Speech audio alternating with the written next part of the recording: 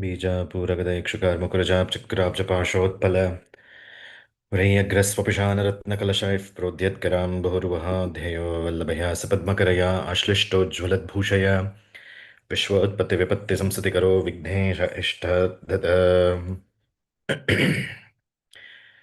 विशुद्धज्ञानदेहाय त्रिवेदी दिव्यचक्षुषे श्रेयः प्राप्तिनिमित्ताय नमः सोमार्दधारिणे नमस्ते हस्तु भगवन् विश्वेश्वराय महादेवाय त्र्यम्बकाय त्रिपुरान्तकाय त्रिकालाग्निकालाय कालाग्निरुद्राय नीलकण्ठाय मृत्युञ्जयाय सदाशिवाय श्रीमन्महादेवाय नमः।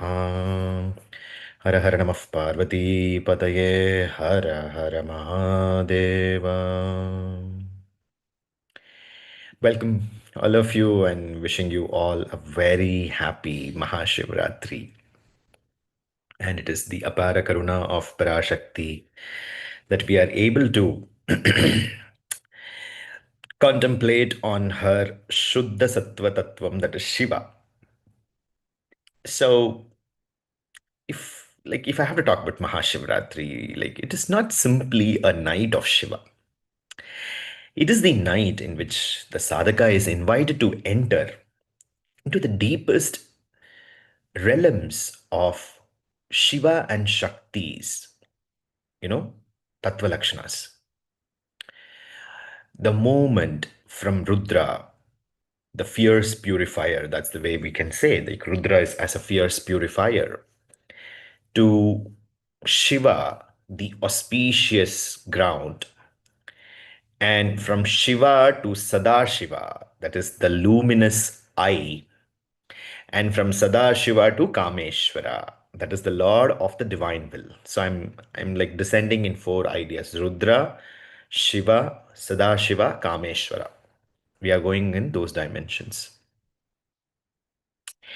And where Shiva is understood as eternally Shakti Pradhana, never separate from his own power. Today in the morning, also in Hyderabad, with our Hyderabad students, we were having a kind of this discussion. It was more than me talking, because it was a live discussion. I involved them also to talk. And we had this discussion, what is Shiva according to them actually? And from there, the connection came into the idea of Shakti, and then what is the role of Shakti in terms of Shiva and how to imbibe that Shakti so that, we can realize that what is called as the Shiva Tattva. So that's the way it unfolded actually. Unfortunately, the Pedama temple was so heavily crowded that after half of the satsang we had to do in a biryani shop actually. So Mahashivratri you would have seen that it is a biryani shop we are sitting around actually. So you would have realized. So, but anyway, at the end of the day, it is, whether it is Sattva, Rajas, or Tamas, we are still into the realms of Sadashiva actually.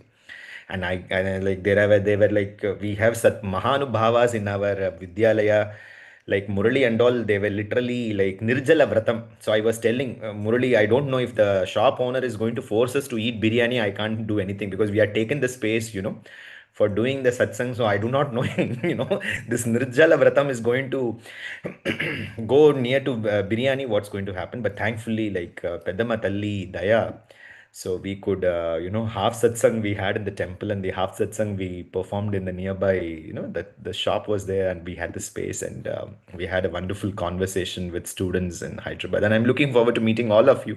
I think the next I'll be meeting is like in our Chandi Homam, those who are all coming. Actually, that's the space we are going to meet. And I think Devi will give us further opportunity to meet here and there.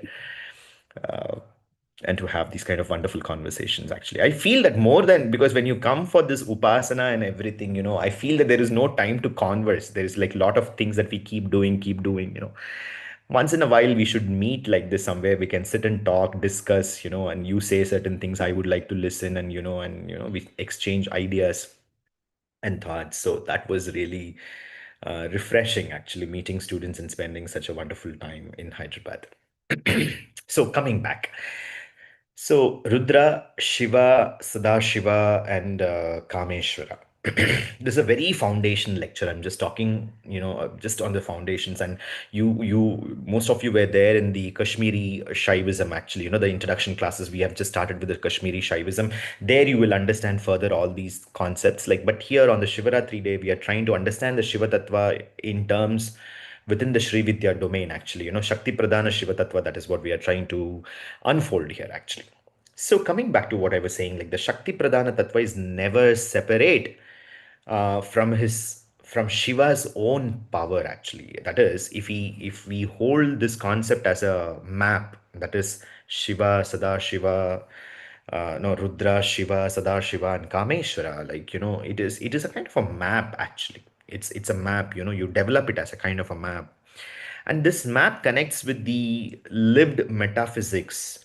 And this lived experience is actually realized very specifically on this cosmic night, actually, the Mahashivratri cosmic night. And as I said, it is not merely a vratam, but and not merely a aradhana, but the night where the duality that exists between Parvati, Parameshwara versus we, that comes very closer, it seems, actually. And how it gets closer, the one of the foundation ways they say is that what we generally do in the night, generally we sleep, correct? We sleep. So what is happening from the states of consciousness is changing, correct? The states of consciousness changes. And on the Shivaratri day, even the food we take also is a bit different, actually. We majority of us, like, I mean, it's like some of them, like Murali, as I said, they perform Nirjala Vratam. To somebody like me, I do what is called as I eat fasting prasadam, actually. Like there is a prasadam, I mean, I eat, but that I declare it as fasting prasadam, actually. Certain things I eat, actually. Certain things I eat. So like these permutation combinations we have. Otherwise, you eat also nicely. You eat sakra pongal, puli sadam, sambar sadam in the name of Parameshwara. That is also fine. At the end of the day, you should be happy and healthy, and you should be able to think of Sadashiva. That is what is very important. So moving from food to sleep, which is very important. So today what we are doing, actually, we are consciously remodifying it, actually. The day and night is becoming one and the same for us, actually. So in the simple sense, when the day and the night is coming together, what is happening is that there is this division is there, right? The dvandvam is the day versus the night, actually. And we are doing specific activity. In the day there is some activities we are doing, and in the night we are doing a specific activity, like the predominant activity is sleeping. But in the Shivaratri day, what we are doing, we are combining the day and night together, actually. And the cosmos is coming to one centered idea, actually. There is this duality versus day versus the night is not remaining, actually. Okay. And in all the tantric practices, this Ratri is a very important thing, actually. Even Paurnami, more than the morning, if we perform in the evening and night for Devi, it is very, very auspicious, actually. It is.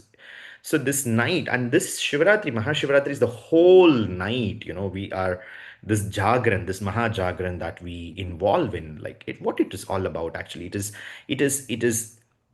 It is bringing the elements together, actually, the bringing the elements, the outer elements in the atmosphere and the inner elements within the self is coming together. And what it is happening, the duality that is existing in the outer world and the inner world is completely thinning, it seems.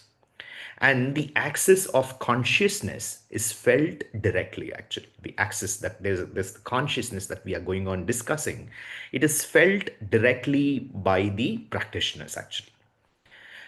Let us go a little further to understand this. Like the Vedic revelation begins with the Rudra. Rudra is the first one who is revealed in the Vedas, actually. In the earliest strata of Dharma, Rudra is not introduced as tame social deity, but Rudra arrives like the nature itself, actually. The uncontainable, blazing, fierce, and intimate.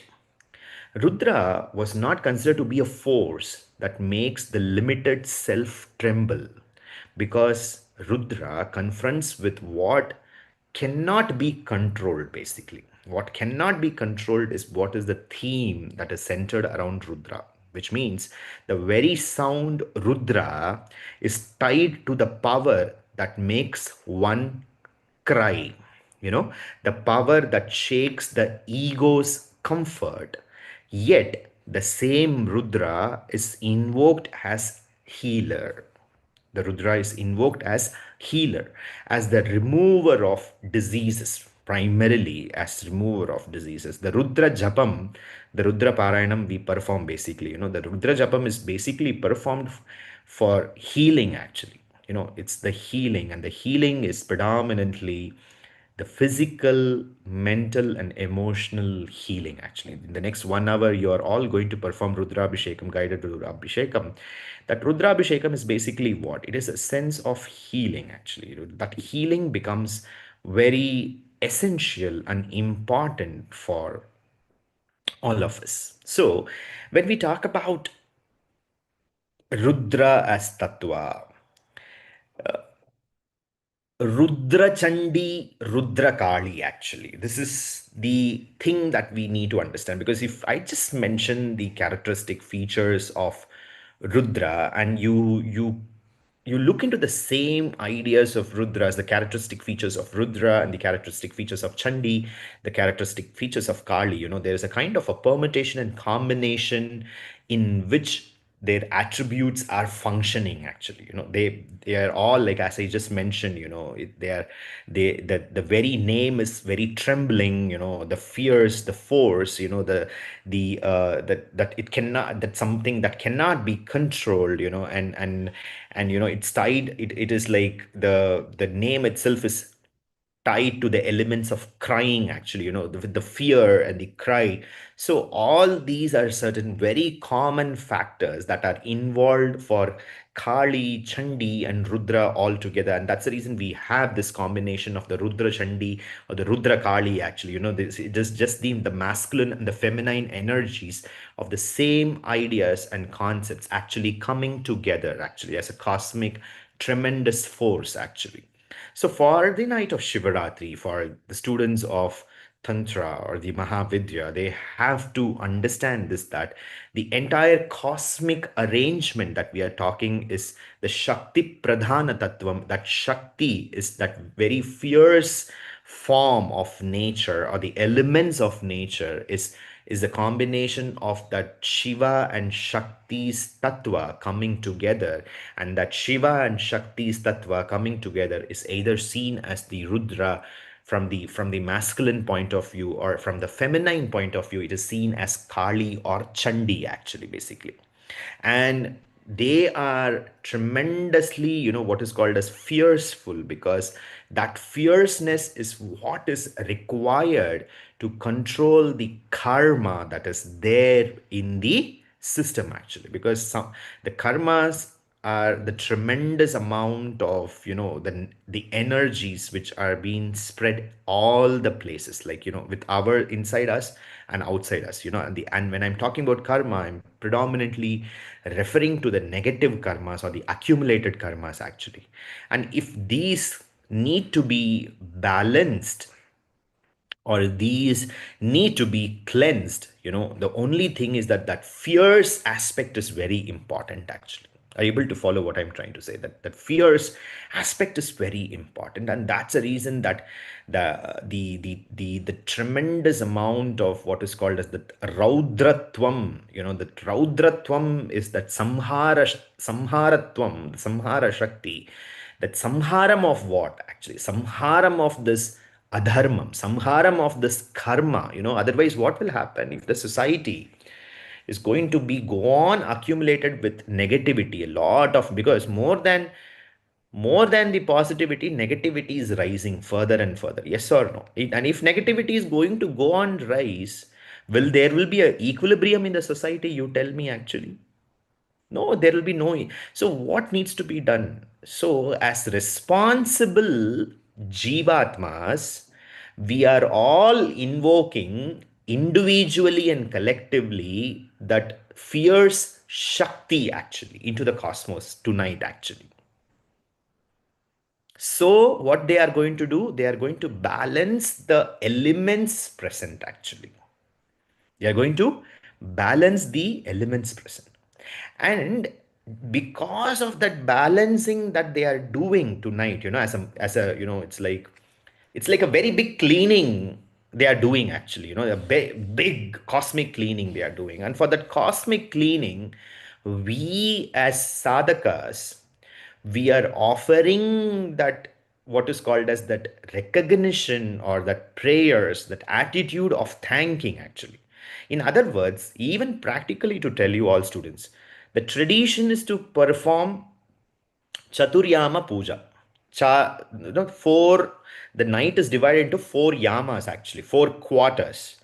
And in the four quarters, Shiva Aradhana is performed actually. Why we keep pouring water after water or all the liquids on the Shivalinga? Because this fierceness is bringing out the tremendous amount of energies actually. The heat actually. You understand what I'm trying to say? The heat, the energies, and we are pouring these to bring that subtlety actually, to settle actually, to calm down actually. For example, if you're going in the house, if I have to say, you go on, keep watching TV for hours together. What your elders will say, switch off the TV for at least for some time. It is getting heated up. Yes or no? Similarly, when we keep using the mixer or a grinder, actually, what happens? After a while, it gets heated up. So what we do, we need to cool it down to switch it off, actually. Correct, na? Then we use it, actually. So today, this entire cleansing is happening, actually. So what is happening? So wherever Parameshwara has manifested in the Parthi, in the Aradhana Rupam, we are going on pouring all these milk, ghee, sugar, or all these mantras, all these aradhanas, because we are balancing that Shakti actually, the balancing of the Shakti and the infusing of that Shakti within the system. Because you think that your karma is going to easily allow you to, I'm surrendering, okay, fine, I'm leaving it. It's going, no, it is going to rebel, right? Actually, it's not going to give up actually. So this aradhana is actually a subtle way of going aligned with the energies, that is one side coming up and one side it is getting suppressed actually. That's the reason we are awake this night. Tonight we are awake actually. We are not awake on any other day. Though it is called Navaratri, but we are not awake on those 9 nights actually. You understand, na? So this is the common understanding which we all should develop as Shakta Upasakas actually, because today there's a great work is going on, which we can't even perceive, by Parvati and Parameshwara. They are doing it for us. Why they are doing it? Jagatav Pitarau Vande Parvati Parameshwara, because they are our parents actually, though we have comfortably forgotten our parents actually, but they have not forgotten the children. They are still there for the children. So as parents, they are doing this tremendous cleansing of the cosmos actually. When I'm talking about the cosmos, I'm just not referring to the outer world, students. I'm also referring to the inner world actually. There is a cleansing that is taking place simultaneously in the inner world and the outer world actually. And that is what is very important, and that cleansing is happening, and we have kept the body and the mind and the senses in the awakened state actually. We wanted to receive that operation. You understand what I'm trying to say? Generally, when we are talking about operation, they give us anesthesia and they will put us into sleep actually, but this is an opposite operation actually. We are kept awake so that we are operated actually. Are able to follow what I'm trying to say? This and when we are so much involved in these religiosities, at least, like, you do Shiva Nama Japam or Rudra Japam, or go to the temple. At least you don't know any Japam, you keep listening, to all the pujas and everything that is happening. I mean, it is doing something within yourself. You don't even know, but it is going within yourself actually. It is going within yourself and it is going outside everywhere actually. So this is very essential for us to understand, because the same Rudra we are talking about, as a healer and as a remover of the diseases, and as a compassionate one who can turn the poison into medicine. This is also another point which I want to mention to all of you, the poison into medicine, because you all know the Nilakanta story. I don't have to, repeat this to all of you.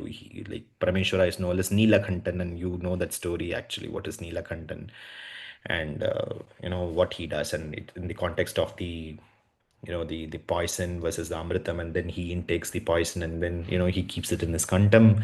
So that is the terrible terrific yet merciful form of our father, actually, if I have to put it in that sense. That there's a kind of a double phase, actually. One is the very terrific, and the other side is very merciful, actually.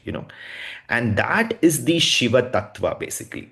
That is what is the Shiva Tattva. Because what is truly compassionate is not always gentle. This is something we have to understand. In Tamil, that's the reason beautifully they say, கோவம் இருக்கிற இடத்துல தான் குணம் இருக்கும், actually. When there is, when there is anger, they are the ones who have, they are also having the required qualities of, of a higher purpose in their lives. That is what they say, basically. But so this is something so apt, and it comes from Sadashiva, I guess, like in that sense, because it is, as I said, like the compassion takes to the form of fire, actually. Like, and Rudra's mercy is often arrives as the intensity, and the intensity that burns impurity, as I just mentioned to you.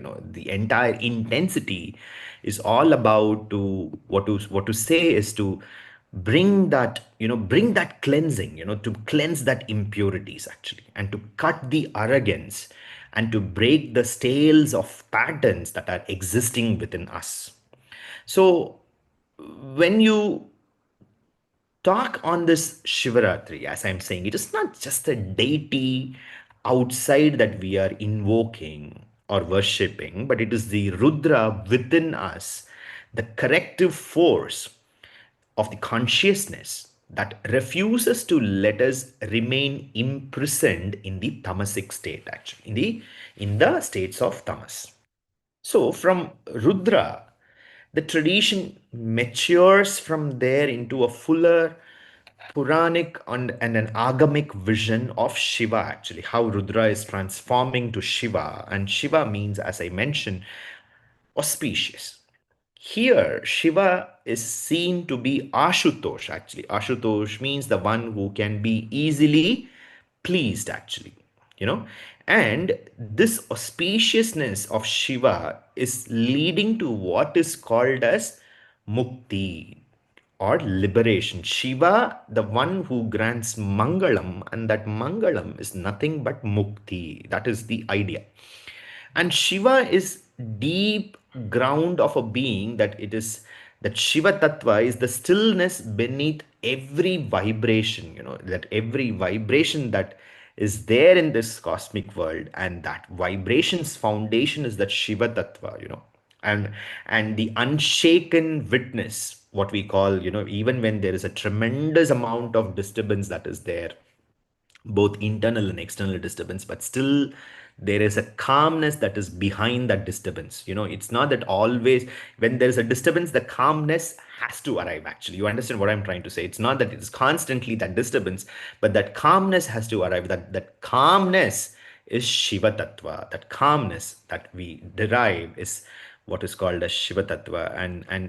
And this is the story of the Lingodbhavam, actually, that calmness, that calmness that we want to experience, or rather we experience even if it is momentary, is the idea behind this Lingodbhava Tattvam, the revelation of the infinite pillar of light, actually.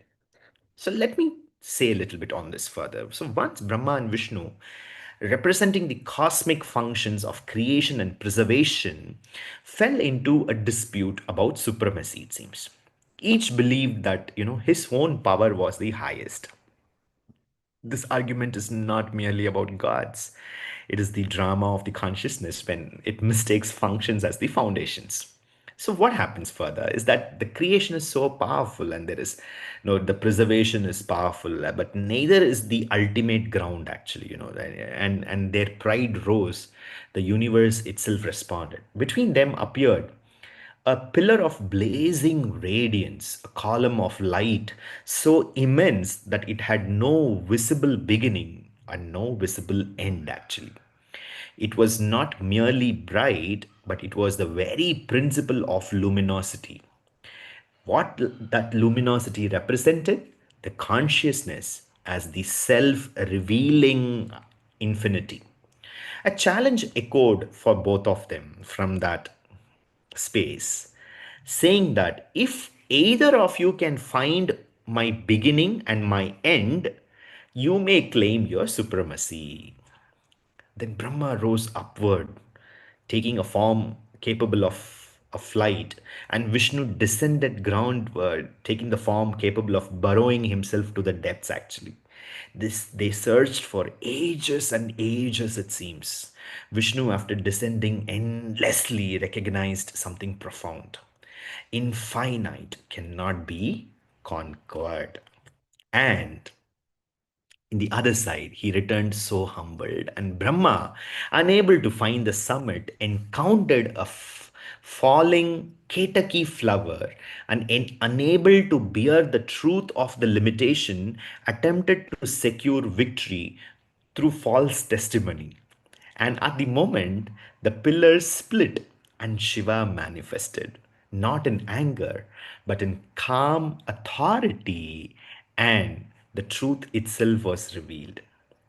Vishnu's humility was blessed, and Brahma's falsehood was corrected. The message was very direct from the Lingodbhava Shakti. What it was, the absolute cannot be possessed by ego, cannot be won by intellect, and cannot be reached by mere movement actually.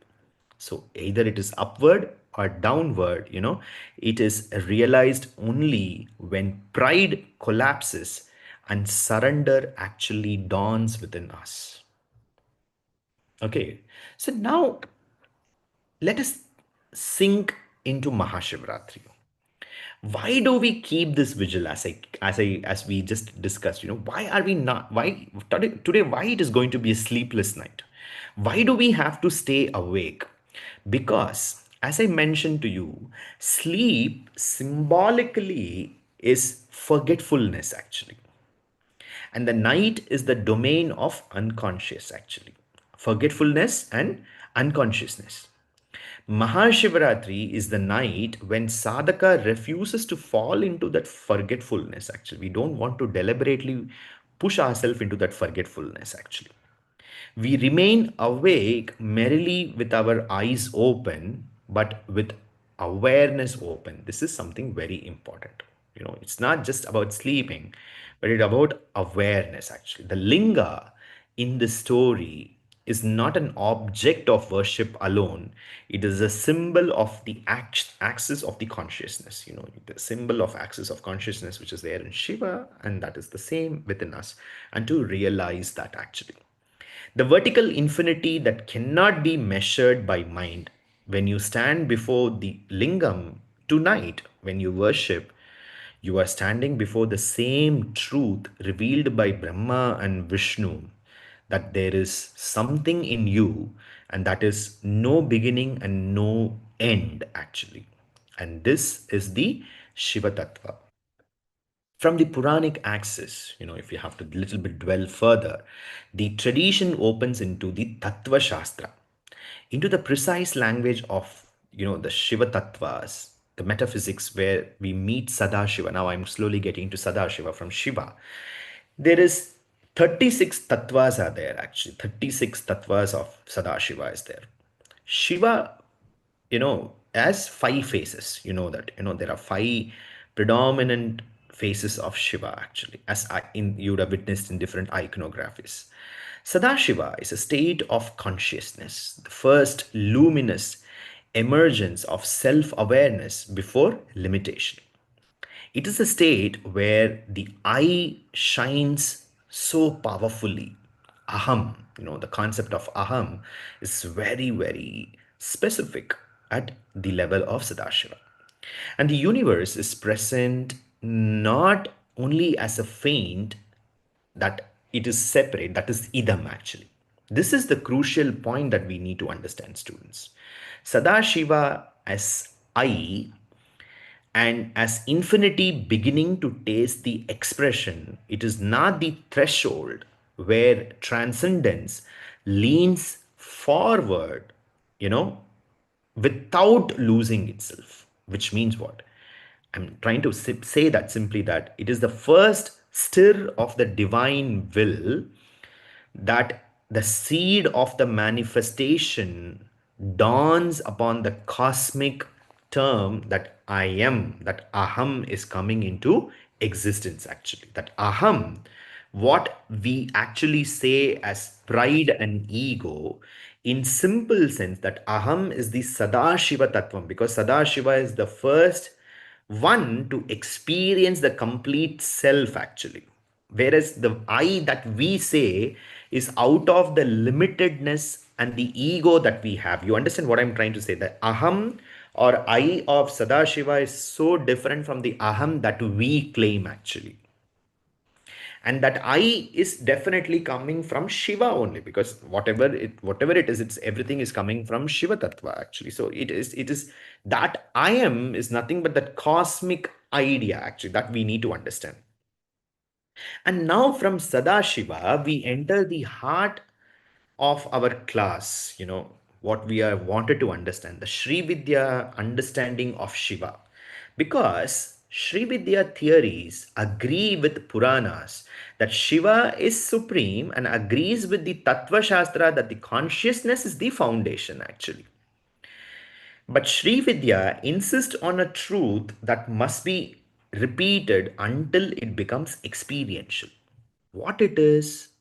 Shiva is never apart from Shakti. So that I that we kept on understanding in terms of Sadashiva in the purest sense, that I has existential realities only when it comes with the Shakti Tattva. Are you able to understand what I'm trying to say? Hmm? So, without Shakti, Shiva described as Shava. Shiva becomes Shava. Yeah, and it is not an insult, please understand. It is not an insult, but a metaphysical precession. That is pure awareness without its own power of self expression is unmanifested stillness actually, is the unmanifested stillness. That stillness is not false basically, it is incomplete as a description of lived reality basically. So therefore the highest Shiva in Sri Vidya is not merely the silent witness, which we need to understand. Shiva here is the Lord of the divine urge, that urge that is there, the urge in the purest form, the urge in the complete sense. And that urge that manifests is what is called as Kameshwara. Kameshwara.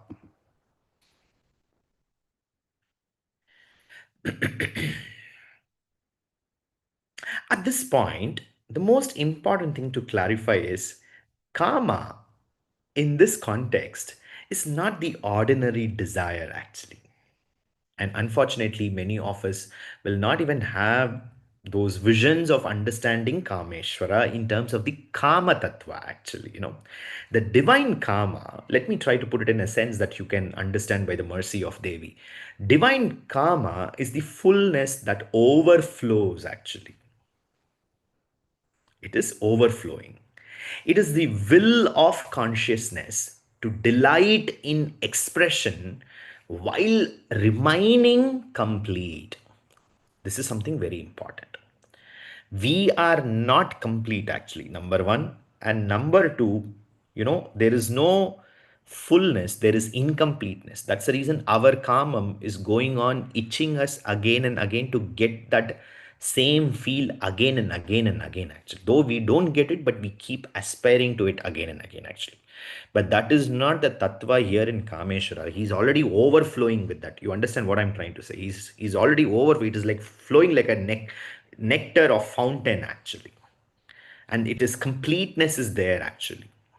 So, what is happening? Kameshwara as Shiva is the sovereign will, actually, or the sovereign thing that is desired, actually. The desired, actually, that desire, that if the sum total of desire, if we have to put it in one word, it is called as Kameshwara. Okay? And Shiva, as I mentioned, like as the lord of the cosmic impulse, that is what we are trying to understand here constantly. Shiva as the axis to choose the is the axis of consciousness that we are trying to radiate. That is also one of the things which I mentioned. And that Shiva arising to the levels of Sadashiva, and from Sadashiva it's getting into the knowledge of the Kameshwara, the inseparable, the sovereign form of desire. That desire of sovereign form, it's desired by an equal desired object, kameshwari which is kameshwari. So that kameshwari is none other than Lalita Mahatripura Sundari, the very shakti by which that will becomes knowledge, and form, rhythm, time, mantra, yantra, and the entire play of manifestation is coming into an explosion, actually. Okay? So now if we bring with this idea of Kameshwara and Kameshwari, immediately we have to talk about Sri Chakra. Then only it will bring a kind of a completeness. Now, when we understand the Sri Chakra in this context, it is not a mere geometry of metaphysics. The Bindu is the point where Shiva and Shakti are indistinguishable, actually. So the upward triangles is the Shiva's vector, and the downward triangle is the Shakti's vector, actually. And the interpretation generates the cosmos. The interpretation that comes is what is the cosmos coming into existence, and it expands from there, actually. So if Lingodbhava is revealed as the infinite vertical axis, endless above and below, Sri Chakra reveals how the same infinity articulates itself into two levels: the sheets, the powers, and the worlds. So the Linga is the axis, and the Sri Chakra is the architecture. The Linga, if it says that I am infinite, the Sri Chakram will say this infinity has become the many without ceasing to be one, actually. Without ceasing to be one, the infinity has come to become many. When you teach this, when we understand this, rather, when I make you all to understand this on this Mahashivratri, you are directly getting this instruction of sadhana students. That is, the linga is the vertical truth of your own awareness, actually. And then the worship of Shakti in that linga is the recognition that every aspect of our life is Shakti Pradhana, and therefore can be sanctified rather than rejected, rather than simply rejected. So the concept of Shakti Pradhana Shiva Tattva becomes very central, because it does not mean Shiva is less. It means that the path approaches the absolute through the recognition of the power, actually. Shiva's will is Shakti. Shiva's knowledge is Shakti. Shiva's action is also Shakti. Even Shiva's grace, the mysterious turning of soul towards liberation, is Shakti, Kamakshi. So, in the lived realities of our everyday life, if our mind becomes still, you know, It is the stillness of Shiva. But the very capacity to become still, the subtle, the strength that holds you in vigilance, that is Shakti, basically. So, therefore, if you chant, the witness of the chant is Shiva, the vibration, the meaning, the rhythm, and the inward movement of the chant is Shakti, basically. Therefore, on Mahashivratri, we are not actually choosing between Shiva and Shakti. We are entering the indivisible reality where Shiva is the ground and Shakti is the radiance in that ground, actually. Now, from this inner metaphysics, let us expand into the sacred geography of the emergence of the 12 Jyotirlingas, which I just wanted to mention to all of you. Because this is where Rudra's expansion or the symbolism becomes beautifully tangible, students. After the revelation of the inner pillar of the light, the tradition teaches us that the same infinite Jyoti, out of compassion, becomes approachable through specific manifestations, actually. And one of the specific manifestation is the 12 Jyotirlingas, actually. It is not merely stone, it is the condensation of that infinite radiance into an accessible locus, of worship. It is very specifically located there as Jyotirlinga, as Swayambhulinga. Swayambhu means they are not being installed by anybody actually. They have been self-manifested actually. And the real Upasaka, the real Atma Lakshanam, the one who has experienced the Atma Lakshanam students, if they go and have the darshan, they will not see the Shiva Lingam, but they will see the Jyoti in that place actually, Jyoti burning. You understand what I'm trying to say? They will not see the Lingam, but they will see the Jyoti Tattvam actually. That Jyoti is none other than that Atma Jyoti actually, the one who has reached those stages actually. That's the reason it is called as Jyotirlingam. Jyotirlingam. In other words, they are Atmas. They are our one Atma only, but divided for a particular reason into 12 spaces and geographically located in different spaces, actually. So,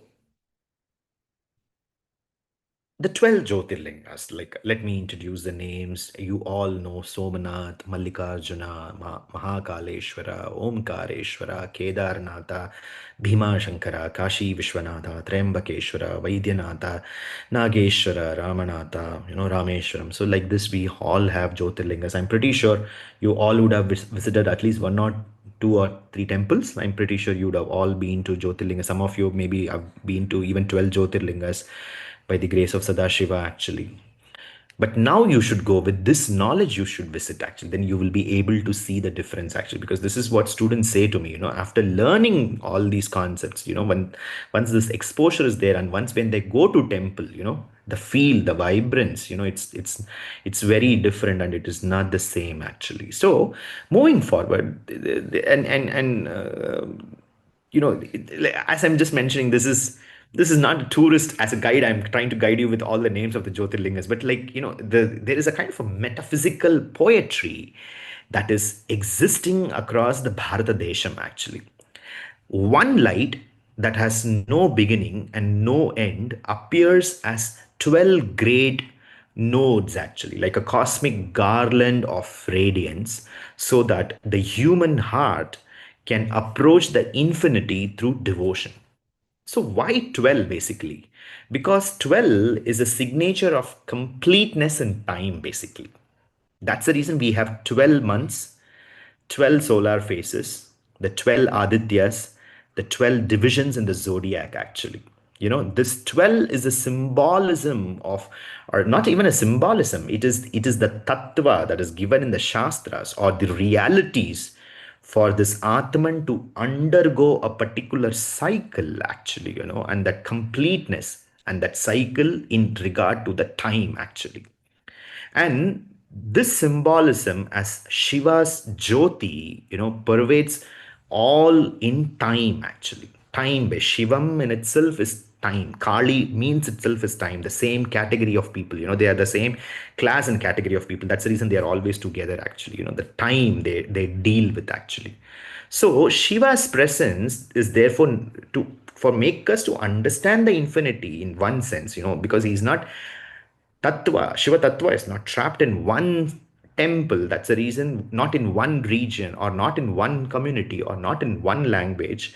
We have these 12 Jyotirlingas to proclaim that whenever our heart is weakening, there is Shiva Tattva. Whenever the light is recognized, there is Shiva Tattva. So, connecting back this Jyotirlinga concept to the Rudra Tattva, Rudra is the expansive force, as we understood, the storm that moves through the universe. When Rudra's fire is recognized as the auspicious ground, it is Shiva. When that Shiva's ground is recognized as the infinite light, it is Jyoti. And when that Jyoti becomes accessible as sacred centers, they are known as the Jyotirlingas. So the 12 Jyotirlingas are Rudra's expansion, not as violence, but as compassion, expansion, as availability. The infinite does not remain hidden in certain metaphysical dimension. It enters into the geography so that human longing can become worship, actually. And to note something profound is, in most of the Jyotirlinga traditions, Shiva is never truly alone. Shakti is always implied, present, worshipped, or surrounding the fields of worship. Because without Shakti, there is no place that could be felt actually. And as there is no sacred, there is no vision could arise basically. So no bhava could ripen if there is no Shakti basically. So even the sacred geography is Shakti's artistry basically. She is the one who has designed it actually. You understand what I'm trying to say?